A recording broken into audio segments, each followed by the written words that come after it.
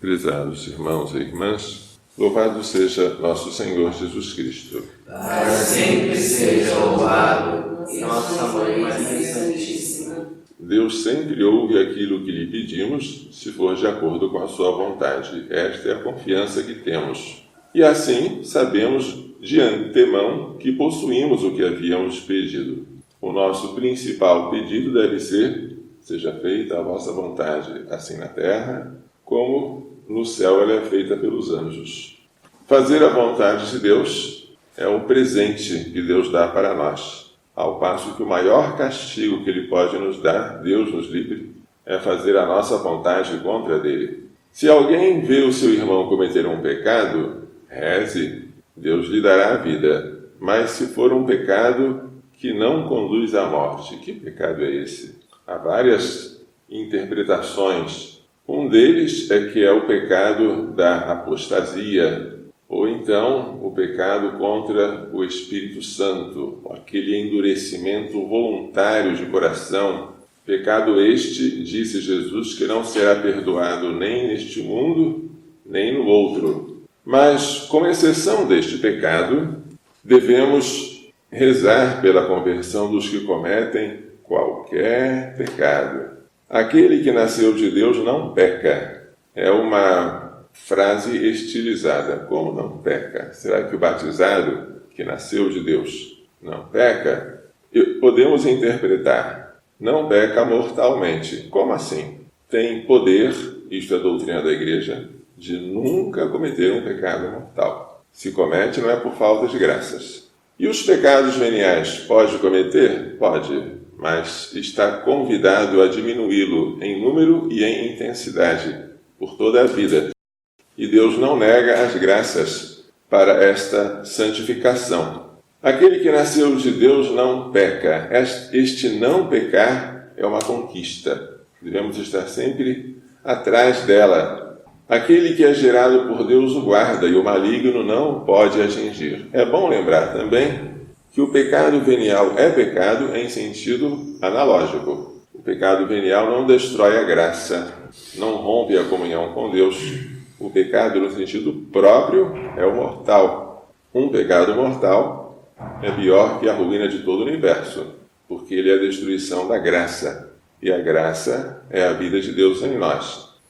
Sabemos que somos de Deus, ao passo que o mundo inteiro está sob o poder do maligno. São João não cansa de fazer esta distinção entre os filhos de Deus e o mundo que está sob o poder do maligno. Nós estamos no mundo, mas não somos do mundo, porque fomos retirados do mundo pelo batismo. Sabemos que veio o Filho de Deus e nos deu a inteligência para conhecermos aquele que é o verdadeiro.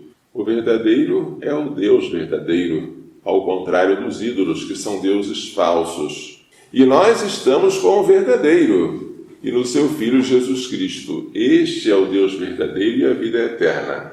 Agora vem a última frase da primeira carta de São João. Filhinhos, guardai-vos dos ídolos. Porque ele termina a sua carta assim: porque todo o pecado é idolatria.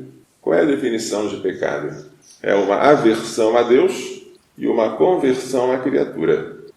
Quando você vira as costas a Deus e vira a frente a uma criatura, a criatura a qual você prefere ao Deus torna-se para você um falso Deus, ou seja, um ídolo. Portanto, o que resume a mensagem do apóstolo São João é: guardai-vos dos ídolos. Ou, em outras palavras, amai a Deus sobre todas as coisas. Ou, como dizia o Decálogo, não terás outros deuses diante de minha face.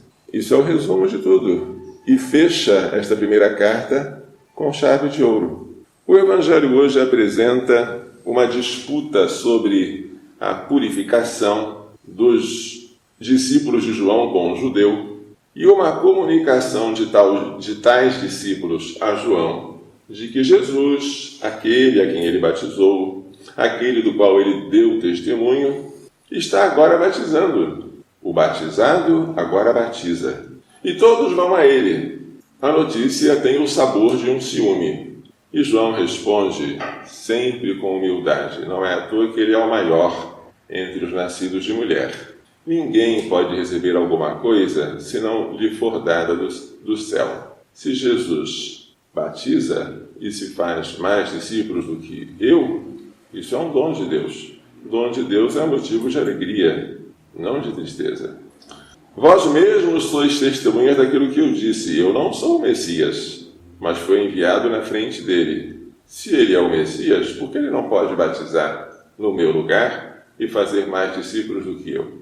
Quem tem o noivo é a noiva, mas o amigo do noivo, que está presente e o escuta, enche-se de alegria ao ouvir a voz do noivo. A vinda de Jesus ao mundo é comparada a uma festa de casamento. Ele vai se casar com a igreja. E João? João é um convidado, é um amigo do noivo que está contente com aquela festa. Esta é a minha alegria, e ela é completa, quando ele vê que os discípulos que antes eram dele, agora estão com Jesus. A missão dele já se cumpriu. O finalzinho resume tudo. É necessário que ele cresça e eu diminua. Que grandeza este homem! Nenhuma árvore pode crescer se não tiver raízes profundas. Aquelas que crescem muito sem raízes são facilmente derrubadas pelo vento. Mas João Batista era muito humilde e, por isso, sempre fez questão de desaparecer diante daquele que ia dar um batismo maior do que o dele, e do qual ele não era digno de desamarrar a correia das suas sandálias. A humildade agrada a Deus e aos homens. No inferno há virgens, mas não há humildes. É possível estar no inferno sem cometer um único pecado contra a castidade. E se quiserem um exemplo, eu dou: o demônio. Por não ter corpo, ele nunca pecou contra a castidade, mas está no inferno e para sempre. Ao passo que nenhum humilde está lá. Para estar no inferno é preciso cometer o pecado de Lúcifer, de rebelar-se, de desobedecer, de dizer não servirei. Que Deus nos livre deste pecado. Que Deus nos dê uma grande humildade, porque a humildade é a verdade, dizia Santa Teresa de Ávila. E a humildade se manifesta na obediência. Jesus Cristo manifestou-se humilde porque ele se fez obediente até a morte, e morte de cruz. E Maria Santíssima agradou tanto a Deus porque o Senhor olhou para a humildade, ou se preferirem, para a humilhação da sua serva. Que Maria Santíssima nos faça entender e pôr em prática as lições desta liturgia. Louvado seja nosso Senhor Jesus Cristo. Para sempre seja louvado.